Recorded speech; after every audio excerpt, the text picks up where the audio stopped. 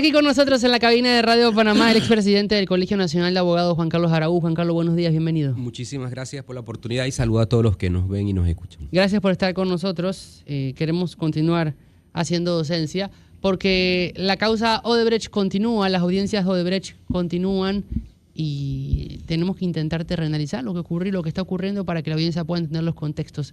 ¿En qué situación se está, Juan Carlos? Bueno, yo creo que vale la pena recordar que estamos en un proceso que se rige bajo las reglas del sistema inquisitivo mixto, un sistema procesal que operaba antes del sistema penal acusatorio, el cual tiene reglas de procedimiento, algunas distintas a la actualidad, pero son esas reglas las que estaban establecidas en el Código Judicial, las que están gobernando cada uno de los episodios que se van presentando a la opinión pública. Puntualmente estamos en el periodo de presentación. Estamos en el sistema viejo. Efectivamente. Yo estaba equivocado entonces. Totalmente, entonces, porque y eso lo reafirmo muchísimo, sí. Porque cuando se habla del sistema viejo disminuye la expectativa de justicia, sí. y es importante por el tema de la aspiración ciudadana y la desilusión ciudadana. Y por eso hay que reafirmar permanentemente que las reglas que gobiernan este proceso son las reglas de un sistema derogado, un sistema que fue sacado de la estructura judicial panameña por violar derechos, incumplir garantías y ser ineficiente. Con todo eso se parte entonces en una expectativa ciudadana de justicia.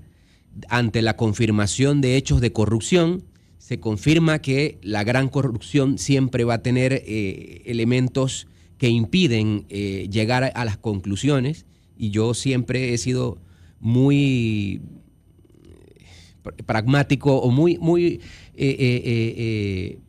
sin expectativas del resultado del proceso por justamente las reglas. Entonces, ¿hasta cuándo este monstruo Frankenstein del sistema viejo combinado con el sistema nuevo va a durar? Es posible, y esto es una expectativa personal y un análisis muy personal de lo siguiente, es posible que el caso de Odebrecht se mantenga como el último expediente del sistema inquisitivo en atención a todos los recursos y todas las posibilidades que quedan, y el último expediente que cierre el sistema y lo entierre sea el caso de Odebrecht. ¿No pasa que los abogados se confunden en medio del proceso? No, porque inclusive también otra particular situación es que la propia juez que está adelantando el proceso, ella es juez bajo el sistema penal acusatorio. Es decir, ella en su pensamiento tiene las dos estructuras, y para una aplica unas reglas y para la otra aplica las otras, lo cual hace muy llamativo cómo nuestra justicia para algunas cosas tiene criterios amplios y para otras tiene criterios restrictivos. Creo que cada uno de los abogados y todos los intervinientes están familiarizados con las reglas del Código Judicial, y también como aspiración, porque en eso se convirtieron las reglas del sistema penal acusatorio, reglas claras, reglas más garantistas, y esa expectativa de que se apliquen esos estándares siempre ha estado. Inclusive hay un debate más de fondo, es si Panamá como Estado, al permitir que existan esta dualidad de sistema, no ha violentado derechos y garantías de los propios intervinientes en el proceso, y es un debate que todavía dará para muchos años.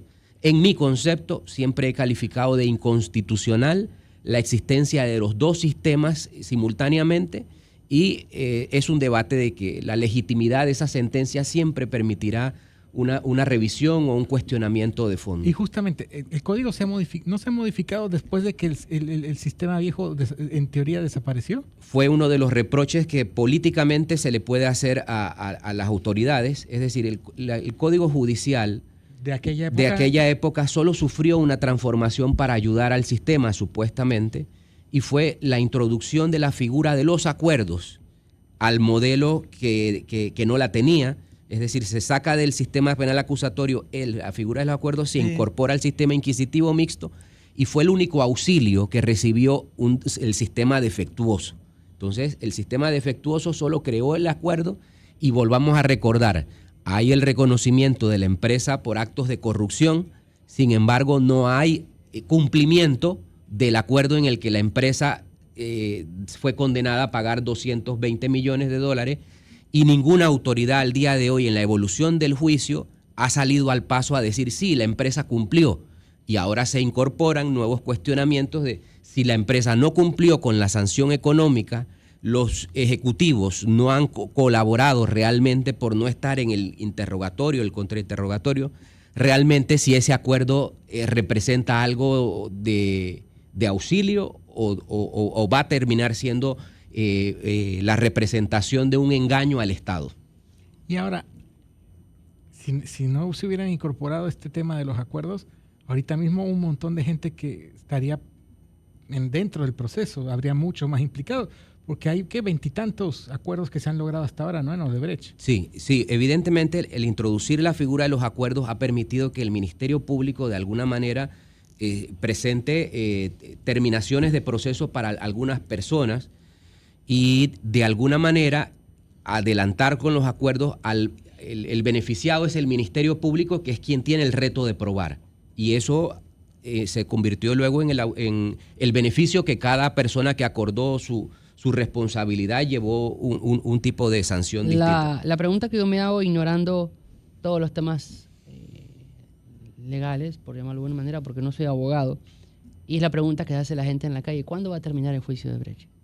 ¿Cuándo vamos a conocer? No hay un tiempo determinado. Yo por eso solo me atrevo a decir que el caso Odebrecht es el que entierra al sistema. Es decir, pueden pasar 5 años, pueden pasar 10 años. ¿Las audiencias pueden durar 5 años? No las audiencias. Es decir, recordemos que estamos en un momento en el que se va a colocar el proceso en capacidad que la juez produzca su sentencia. Una vez la juez produzca su sentencia, esa sentencia puede ser objeto de recursos de apelación y una serie de otro tipo de incidencias como nulidades, amparos, etcétera. Y eso pasará a un tribunal superior. Y el tribunal superior producirá luego su sentencia que resuelva los recursos correspondientes de la apelación. Y luego de esa etapa existen los recursos de casación, revisión y todos los recursos extraordinarios como inconstitucional. Y agreguemos un otro punto objetivo, es decir, cuando se habla de un expediente de 1.100.000 fojas o folios o páginas, usted tiene que entender que cuando llegan nuevos actores a la Corte, por ejemplo, 2 nuevos magistrados, no han leído el expediente en ninguna etapa del debate. ¿Cuánto tiempo humano le tomará a un juzgador leer todo el expediente para llegar a una conclusión en donde se sienta satisfecho profesionalmente? Y usted puede ir agregando tiempos. El cálculo objetivo de cuánto demora la lectura profesional de un folio son 5 minutos, 3 y 5 minutos para extraer información profesional. Por ejemplo, la lectura de un abogado. Y usted agregue 1.100.000 fojas para un juzgador en una etapa de esas, ¿cuánto tiempo le consume? Y no es solamente que lo lee una vez y ya lo leí como no. Por eso echas para atrás, echas para adelante, repasas. Por eso hablo de una lectura profesional que no es una mera lectura de concluir la hoja, es decir, análisis, entendimiento. Oiga, Juan Carlos, pero el hecho de que se hayan dado acuerdos de pena, ¿no? Acuerdos de pena, donde alguien acepta, yo metí la mano. ¿Ah? Y de colaboración también. Sí. Alguien acepta, yo metí la mano y yo estoy viendo que el señor Pinky Concepción está metido en la trampa. Eso no pudiese hacer, no basta para acelerar. No, porque partamos de la base que... Porque Pinky tiene derecho a la defensa. Pero adicionalmente, pongámoslo gráficamente, el caso nace por la revelación de la propia empresa. Sí. Es decir, nacemos ante un debate que es incuestionable. Hubo actos de corrupción que manifestó la empresa. Luego viene que dentro de la justicia y los procedimientos judiciales, nada es a rajatabla, sino, y por eso hablo de las reglas que gobiernan el proceso.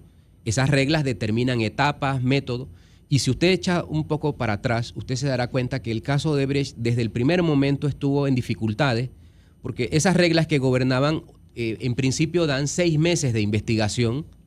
En el primer envión, el Ministerio Público reconoce que 6 meses no son suficientes y se extendieron distintas prórrogas. Por causa compleja. Pero causa compleja sería el concepto del sistema penal acusatorio. En el otro simplemente eran prórrogas que se otorgaban podría ser por complejidad, por la cantidad de imputados, etcétera. pero no se usaba el concepto ese de causa compleja en esa manera. El punto es el siguiente: cuando usted tiene que el Ministerio Público nace con las dificultades estructurales para investigar, lo que hubo tácitamente fue el reconocimiento del Ministerio Público de incapacidad de enfrentar la corrupción con carácter global. Es decir, investigaciones transnacionales complejas de blanqueo de capitales, con cruce de transferencias, necesidad de auxilio internacional, referencias de bancos, etcétera. Entonces, esa parte, y es la que yo también quiero reafirmar siempre, nuestro Estado y conjunto todas las instituciones que hoy día operan, nunca ha tenido la valentía de reconocer que el sistema judicial panameño, ya enterrado a medias o con medio pie por fuera y una mano saludando, que es el inquisitivo mixto, no puede, y es mi apreciación, usted no puede pretender que algo muerto genere vida. Sí. ¿Y qué está muerto? Un sistema que ya está enterrado, fue derogado. ¿La justicia es cómplice de la corrupción? No la justicia, este es un tema político, de políticas públicas en materia de justicia. Okay. Los funcionarios que son jueces, fiscales, tienen que adelantar su tarea, y la tarea es que el expediente tiene que seguir la vida. Pero usted no cree sensato que si usted tiene la radiografía, porque volvamos a lo siguiente, si Odebrecht cuando confiesa sus actos de corrupción refleja un conocimiento perfecto de la radiografía panameña, de cómo se operaba en la corrupción panameña. Parte de ese reconocimiento es el conocimiento profundo del sistema judicial, de sus defectos, de sus omisiones, de todos estos entuertos, a tal punto que si la empresa hoy, nadie de las autoridades de este país le reclaman el pago de la multa, usted entiende que el sistema está totalmente y por eso no la paga. Con la perspectiva de saber que la deficiencia me beneficia. Luego, impunidad. Y eso es importante porque lecciones aprendidas sería hablar. Trajiste a Juan Carlos aquí para que chuleta, para que yo dejara de ser optimista. Pero usted nunca es optimista. Dice que No, optimista no lo es. Lo que dice Juan Aquí, Carlos, que está diciendo aquí ayer a la mañana, Chema le reclamaba a las 9 de la mañana que usted era el optimista y mire lo que no me acuerdo que estábamos hablando, pero... Oiga, pero no, es que en el caso de Odebrecht, mire lo que ha dicho Juan Carlos. Él es optimista 5 años, yo digo que son 10. Mire, y encima de eso, nada más, el abogado de una cierra cifra, la puerta y vámonos. El abogado de una cifra, y me puse a hacer cálculos ahorita. Lo redondea a 1.100.000 páginas. Por 5.500.000. Dividamos eso entre 60, o sea, 60 minutos. Preguntemos a la inteligencia artificial, los que están escuchando, ¿cuánto tiempo de lectura profesional a 1.100.000 folios? Exacto. Y nos dará la cantidad de años de multipliqué lectura. Por 5 porque dijo que la lectura profesional de cada página son 5.500.000. Dividido entre 60, o sea, 60 minutos. 91.666.666 se va. Dividí eso son 91.666 horas. Dividí eso entre 24 por las horas que tiene un día. 3.819 días. Dividí eso entre 365, que son los días que tiene un año.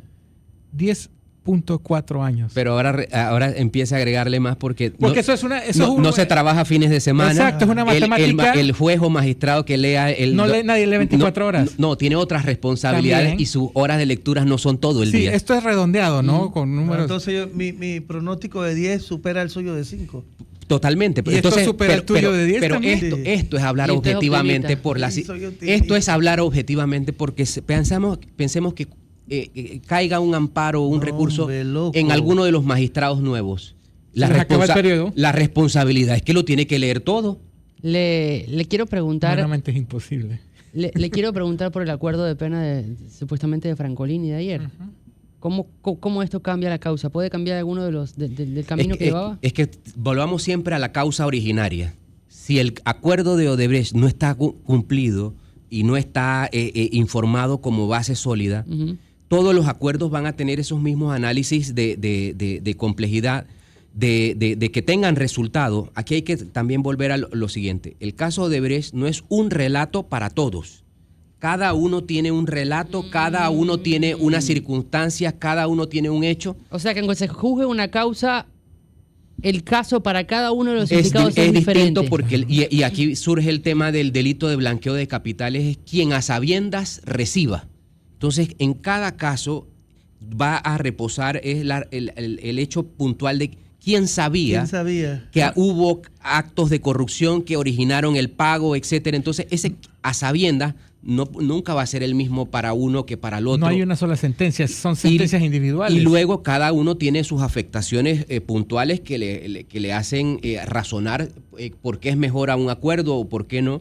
En los últimos casos, lo que sí se puede decir es que quien llega a un acuerdo corta su historia del gran monstruo que es el expediente, se retira y ya no importa lo que pase en el resto, si son 10 años, 20 años o lo que sea, esa persona ya recupera su tranquilidad de que no tiene medidas cautelares, su situación de indefinición en relación a las afectaciones que el proceso causa en un individuo, la cierra totalmente, y eso es un punto también importante. Hoy no hay audiencia porque el Ministerio Público tiene que evaluar las pruebas extraordinarias. Correcto.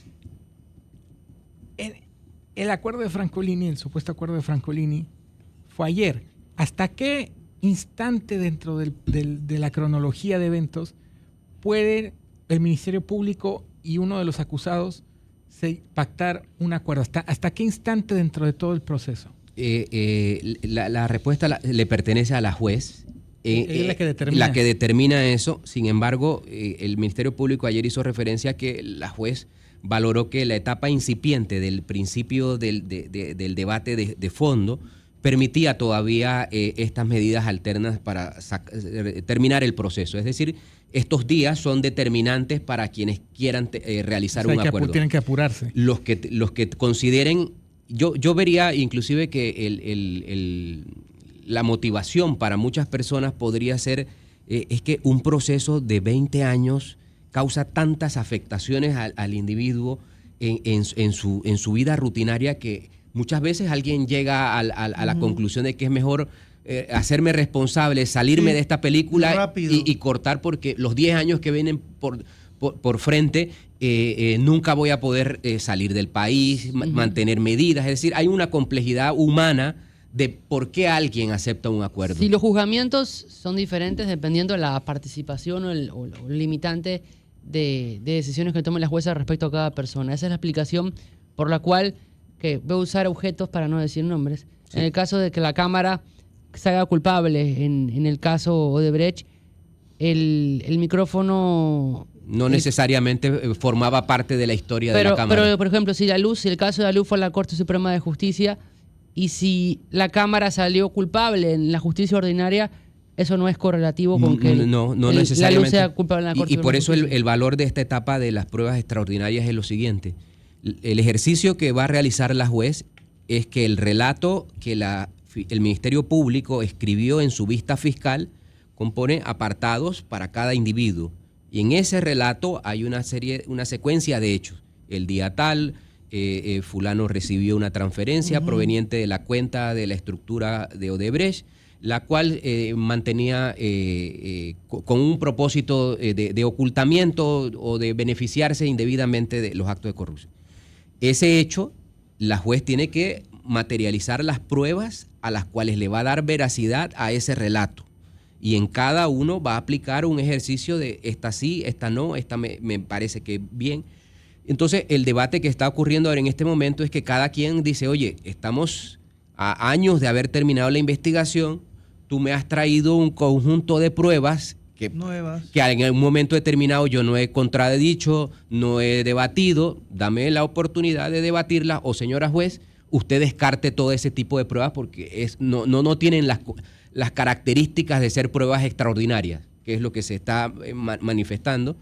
Y el Ministerio Público dirá, efectivamente, se trataban de información de otros gobiernos, de otras fórmulas que no formaron parte del expediente por A o B motivo, y ahí entonces la juez razonará al final y dirá, sí, es cierto, del conjunto de pruebas que se me aportaron, tanto defensa por Ministerio Público, estas las admito, estas las rechazo, y esto es lo que finalmente me queda para yo estudiar cada apartado de responsabilidad individual de estos individuos. Bueno, esta suspensión era necesaria y es parte del procedimiento. Solo por el hecho de la lectura. Es decir, si yo no tengo acceso a esas piezas, yo tengo que leerlas para luego emitir un criterio que le permita a la juez valorar su admisibilidad o no. Pero hay gente que está preocupada o que critica el hecho de que se suspende. Por ejemplo, ayer veníamos de un receso, hoy es otro día de receso, mañana se retoma. La gente critica o le preocupa el hecho de que la jueza está aquí y está en Fisher. Claro. ¿Cuánto puede pesar eso y cuánto puede afectar no solamente al caso de Odebrecht, sino también al proceso de Fisher? ¿Cómo puede afectar esa dualidad de funciones? O sea, primero veamos desde... Que no es el mismo rol que tienen los dos. Primero veamos un tema teórico de fondo de lo que es justicia. Es decir, justicia es igualdad ante la ley. Usted, cuando tiene un juzgador que tiene programado en su mente aplicar unas reglas para uno y otras reglas para otro, a sabiendas de que hay reglas de este sistema inquisitivo mixto que ya no encajan con el modelo nuevo, usted tiene como la falsedad de la justicia, retratada en dos modelos que operan simultáneamente, y eso nadie lo puede discutir. Es decir, la justicia panameña se garantizó endosarse el calificativo de justicia selectiva desde el mismo momento en el que usted tiene dos sistemas y opera para unos de una manera y para otros de otra.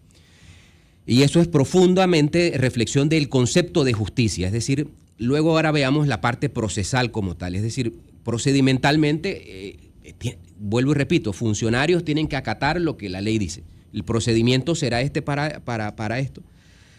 Y no se puede debatir porque son las reglas que operaron el sistema inquisitivo mixto. Frente a la sociedad, cuando recibe todo este tipo de información y dice, oye, pero demasiados días para fulano y demasiados días para lectura, esa impresión o apreciación es hasta que le toque a alguien ser procesado. Es decir, usted no puede cuestionarle a nadie que el sistema judicial respete reglas mínimas, porque lo que se están poniendo son reglas mínimas para garantizar un ejercicio de defensa que impida en otro momento decir es que yo estuve en indefensión, me sorprendieron. Entonces, cuando usted es amplio con el derecho de defensa, usted garantiza escenarios de neutralidad para supuestamente, y voy a reafirmar lo siguiente, supuestamente cuando esto concluya, nadie pueda calificar que el escenario fue desfavorable, subjetivo, y a pesar de todo lo que estoy diciendo, es decir, la finalización debería ser que un proceso sea legítimo para que una sanción sea legítima.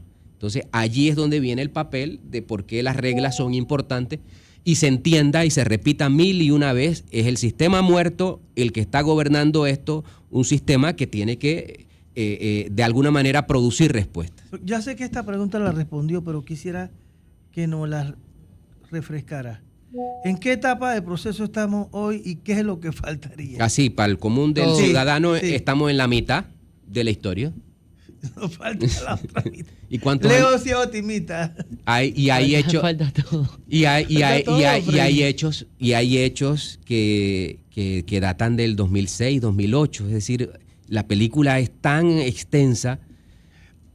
Ok, ¿y cómo hizo Perú? ¿Cómo hizo Estados Unidos? ¿Cómo hizo Brasil? ¿Cómo han hecho los otros países que en 2 años concluyeron el proceso? Bueno, porque las reglas del proceso de ellos son distintas. Y ahora, con esta extensión... No, es que hay un Estado, perdón, Sí. Chema, No lo aquí perdone. hay un Estado cómplice Bueno, es que para que no funcione la justicia. sistema. Manolo, Manolo. usted va a hacer Sí. que sea repetitivo Estoy con lo hablando que siempre he como dicho. los Yo, locos. yo siempre he manifestado que la justicia panameña vive abandonada, bajo el pretexto de que la independencia judicial impide que lo político haga cosas. Pero la forma en la que se aprobaron la transformación del sistema inquisitivo, incluyendo los acuerdos, es indicativo que se permitía corregir todo lo que se sabía desde ese momento que era obstáculo. Y también permitía que reconocer que las capacidades del Ministerio Público eran insuficientes.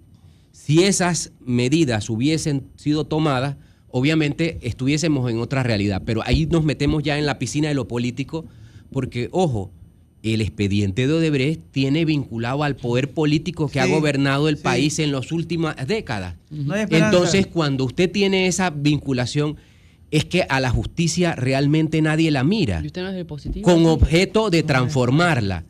Claro, los funcionarios, vuelvo y repito, cobran su salario y tienen que justificar su tarea. pero lo que nosotros tenemos como justicia yo no lo puedo defender.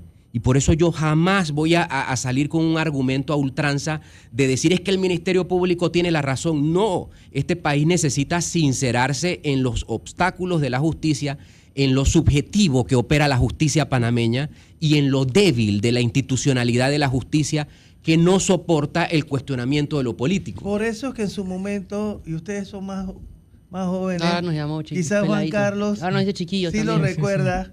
Hubo un candidato a la presidencia de la República que se llamaba José Salvador Muñoz, que era panameñista, pero se abrió e hizo un partido panameñista doctrinario que entre sus argumentaciones decía que este país necesita un revolcón. A él se le llamó el revolcón. Este país necesita un revolcón, Fren. No podemos seguir en lo mismo. Es que también hay un tema. La directiva de la Corte Suprema no es solamente la directiva de la Corte Suprema. Son los que establecen las políticas públicas y el devenir de todo el sistema judicial panameño, particularmente el presidente o la presidenta, porque no son solamente presidentes de la Corte, son presidentes del órgano judicial, tienen una función administrativa, es un juzgador que también tiene una parte política. Sí, y podría dar razón lo siguiente. Inicialmente los defectos de la justicia los conoce perfectamente el Ministerio Público y los conoce el órgano judicial. Y si anualmente el Ministerio Público no presenta al país un informe de defectos que necesitan auxilio estructural y auxilio legislativo, obviamente callar los defectos es apadrinar el entuerto. Y el órgano judicial de la misma manera. El órgano judicial tiene iniciativa de ley que muchas veces ha podido utilizar, pero otras veces el judicial prefiere evitar la conversación incómoda, que es sistemas plagados de defectos, y ahí se estanca. Entonces, por eso, ahora que hay una nueva presidenta de la Corte Suprema de Justicia, yo he reafirmado que la creatividad del órgano judicial para utilizar su iniciativa de ley es importante porque de ahí nace un conocimiento que solo pertenece a lo interno, pero que tiene que ir acompañado de un diálogo y una comunicación, porque para que algo se convierta en ley necesita la fuerza política. Y es decir, el Ejecutivo también tiene que terminar de exteriorizar cuál es su plan en materia de justicia para transformarla. Aparte de la crítica. Es que volvamos al punto, que alguien diga y critique lo que está pasando y cómo va a concluir, no aporta nada. ¿Cuál es la lección aprendida? Y realmente en los casos de justicia en los que el sistema fue censurado por uno u otro sector que tenga reproches, y allí en esa lección aprendida nosotros tendríamos un carácter de actualización permanente del sistema. Eso no se ha querido en este país, y es por eso que yo señalo la responsabilidad del propio Ministerio Público, que sabe los defectos, que no se incluyeron en el momento en el que la figura de los acuerdos fue incorporado y que existía el catálogo de notificaciones, de la forma de asignación de audiencias, etcétera, etcétera. El propio órgano judicial, que cuando viene el debate y la confrontación de preguntarle por qué pasa, evita, se guarda tras las puertas de los despachos, no habla, pasan los días y el defecto queda allí. Y lo político, que es el Ejecutivo, prefiere dentro del catálogo de problemas decir, oye, que los jueces y magistrados resuelvan su asunto si yo estoy ocupado en otra cosa. Entonces todo el mundo quita la cara, y ahí es donde viene el problema de fondo. La justicia panameña vive abandonada, sin iniciativa, sin creatividad, y todo el mundo justificando permanentemente que como estoy yo sentado en el puesto, ahora sí va a caminar al asunto. Usted lo dice, se puede ir a 5 o, como dice Manolo, a 10 años. Las personas que están, o una buena parte de las personas que están en este proceso, son políticos. Muchos electos por votación popular. Otros que no fueron nombrados, pero que después también buscaron algún puesto de elección. Esto ya está andando, pero digamos que se va dilatando, que después vienen, ya digamos que hay una sentencia y viene la segunda instancia, viene la instancia final, la tercera instancia, que es la Corte. Si, por ejemplo, se acerca el periodo electoral y alguno de estos involucrados aspirar a un cargo porque hasta ahora no están juzgados, o sea que lo pueden hacer, aspirar a un cargo de votación popular y posteriormente digamos que lo gana, ¿perjudicaría o afectaría de alguna forma este proceso que ya están dando? Traería una complejidad, porque luego hay cargos que solamente son investigados y juzgados por la Corte.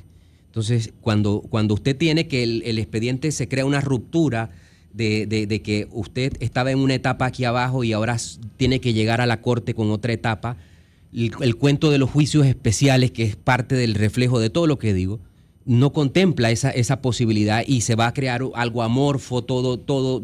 Ahorita mismo el expresidente Varela estaba como particular y luego subió. Claro, pero no había empezado. Claro, no, ya había empezado porque ok, la investigación sí, ya estaba en capacidad de... Y si está, por ejemplo, en el tribunal segundo. Tiene que pierde competencia. Entonces, cuando o sea, usted... que esos son más años o más tiempo que se perdería. Lo que pasa es que usted corta el sistema y por eso es importante lo siguiente. La igualdad ante la ley exige que todos seamos juzgados por igual para que no se creen estas duplicidades de procesos en que uno no encaja en el otro. Entonces, todos los juicios especiales es una tarea de ser eliminado y decir... Todos los ciudadanos, autoridades o no, se regulan bajo un mismo procedimiento. Y digamos que alguien se aspira a algo pero no gana, pero el simple hecho de postularse le da fuero penal electoral, ¿no? Pero ese fuero era de investigación en esta etapa. Sería para el juzgamiento, en donde tiene afectación. El que si alguien ganase algo, entonces pudiera ser... Diputados del Parlacén, diputado de la República, presidente de la República. Imagínense.